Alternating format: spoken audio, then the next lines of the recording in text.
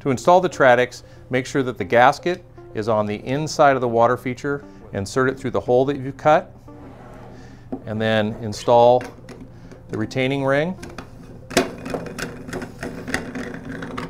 and tighten it down hand tight.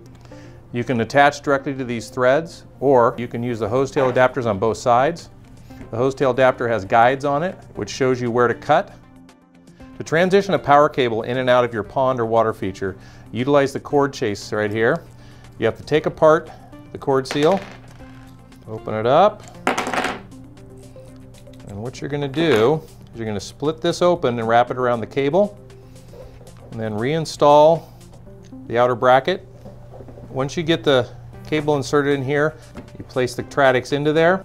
Use the included Allen wrench to tighten up the fitting, and what that does is it squeezes the rubber gasket and creates a watertight seal around the cord and the inside of the fitting. You can plumb in and out of anything you want.